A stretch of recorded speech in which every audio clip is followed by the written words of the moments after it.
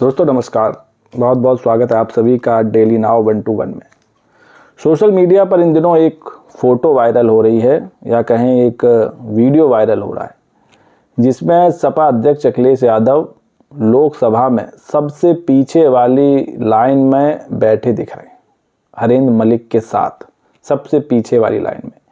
जबकि लोकसभा में जो सिटिंग अरेंजमेंट है उसके मुताबिक अखिलेश यादव की फर्स्ट रो पर सीट अलॉट है राहुल गांधी के बगल में, क्योंकि वो विपक्ष की भूमिका में है। और उनके साथ पहले अयोध्या से जीतने वाले सपा सांसद अवधेश प्रसाद भी बैठते थे, लेकिन उनको अब एक लाइन पीछे कर दिया गया है। इसको लेकर भी अखिलेश यादव ने कांग्रेस से कुछ बात की थी कि भाई उनको पीछे क्यों कर दिया गया।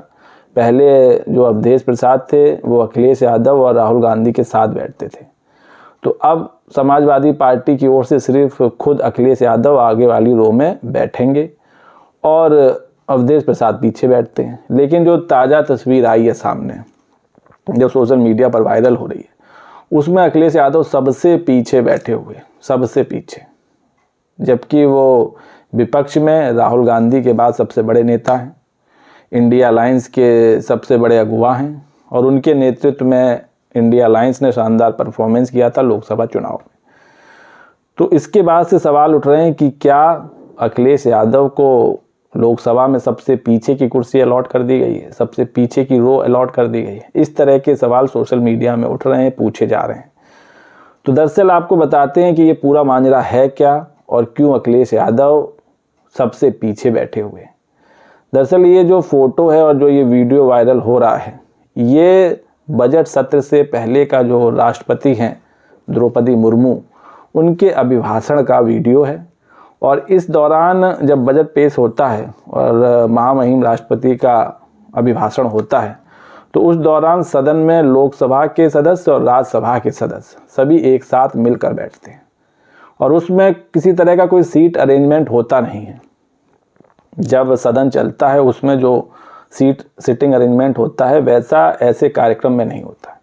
इसलिए आप देख रहे होंगे कि इस कार्यक्रम में जेपी नड्डा जो राज्यसभा के सदस्य हैं वो भी बैठे हुए हैं, राहुल गांधी और खड़गे साथ में बैठे हुए हैं, जेपी नड्डा और मोदी जी बगल में बैठे हुए हैं।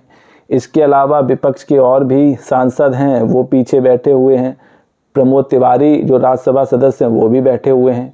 तो इस दौरान किसी तरह का कोई सिटिंग अरेंजमेंट होता नहीं है, आपको जहां जगह खाली मिले आप बैठ सकते हैं। हो सकता है इस अभिभाषण के शुरू होने से पहले अखिलेश यादव कुछ देरी से पहुंचे हों और उनको हरेंद्र मलिक से कुछ बातचीत करनी हो, इसलिए उनके साथ सबसे पीछे की रो में बैठ गए। तो इस तरह की चर्चा करना कि लोकसभा में अखिलेश यादव की सिटिंग पोजीशन बदल दी गई है, उनको पीछे की लाइन दे दी गई है, ये बिल्कुल ही भ्रामक है, ऐसा कुछ नहीं है। ये उसी कार्यक्रम का फोटो और वीडियो है जब राष्ट्रपति द्रौपदी मुर्मू जी का अभिभाषण चल रहा था बजट से पहले, और उसमें सभी सांसदगण पहुंचे थे, राज्यसभा और लोकसभा दोनों के। दरअसल अब आपको बताते हैं कि लोकसभा में सिटिंग अरेंजमेंट किस तरह का होता है। दरअसल लोकसभा में कुल 543 सदस्य हैं और जो बैठने की व्यवस्था है, जो सिटिंग अरेंजमेंट है, उसको 8 ब्लॉक में बांटा गया है।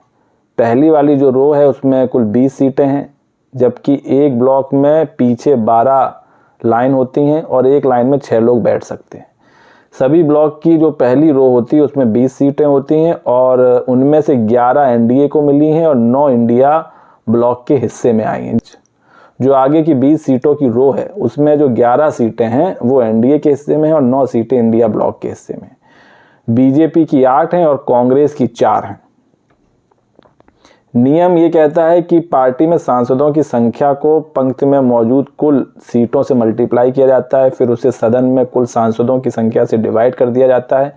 अब जैसे सपा के 37 सांसद हैं तो पहली रो में सपा को मिलने वाली सीटों की संख्या 37 × 20 और डिवाइडेड बाई 543 यानी कि 1 होगी।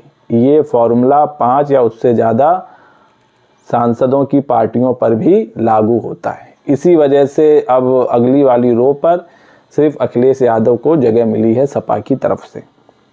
तो दोस्तों अब आप भी समझ गए होंगे कि जो फोटो वायरल हो रहा है अखिलेश यादव का लोकसभा में सबसे पीछे बैठे हुए, उसका रीज़न क्या है और आखिर ऐसी क्या नौबत आई कि अखिलेश यादव को पीछे बैठना पड़ा।